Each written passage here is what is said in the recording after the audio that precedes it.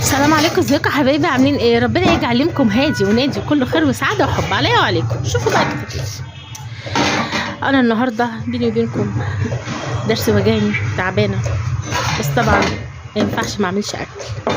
المهم نزلت السوق لقيت البساريه دي صبحه حلوه، يعني مش من النوع اللي هي بتبقى معجل، لا بتبقى طالعه كده من الصيادين جايبينها كده صبحه وزي الفل. المهم جبت الكيلو دوت ومسكته بقى، نضفته وغسلته وشلت الراس وانا واقفه، ربنا وحده هو اللي عالم بيا. لسه وجعني قوي يا عيني، عاوزه اروح اخلعه يا اما انا احشيه، بس هو لازم يتخلع لان مش هينفع فيه حشو، انا عارفه. المهم دولت شويه كزبره. على فكره اللي مقطع لي الكزبره ديت الواد بودي، لما لقاني واقفه تعبانه كده صعبت عليه، فاخيرا لقيت حد ان انا ممكن اصعب عليه ويحس بيا. ودي بصلايه برده هو اللي قطعها صراحه، لان انا كنت معيطه بالليل من درسي بما فيه الكفايه، فقال لي مش هتعيطي كمان من البصل، هاتي البصلايه وانا اعملها لك. وده ملح وكمون وكزبره ناشفه حطيتهم.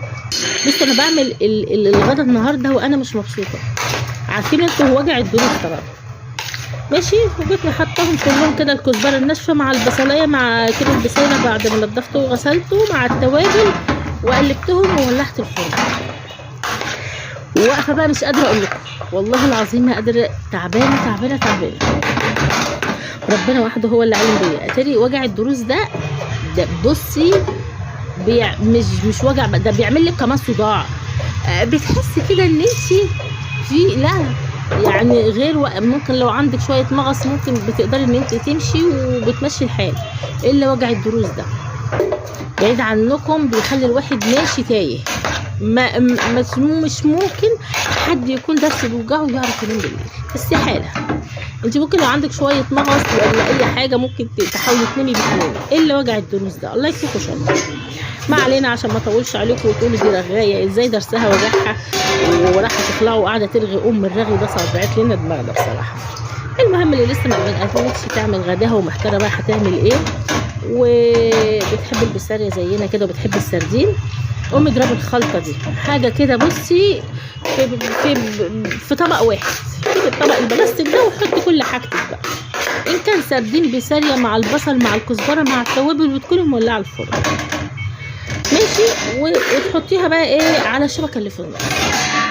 شايفين والله العظيم ريحه الكزبره فيها الخضره، انا حطيت كزبره ناشفه يا عيال بس انا بحب احط الكزبره الخضره دي، بتخلي لها ريحه كده. شايفين الصينيه حاجه كده ايه تفتح النفس. صدقني كنت هنسى الزيت والله العظيم، دي مش بقول لكم دماغي مقلوبه مقلوبه مقلوبه، ربنا وحده هو اللي عالم بيا.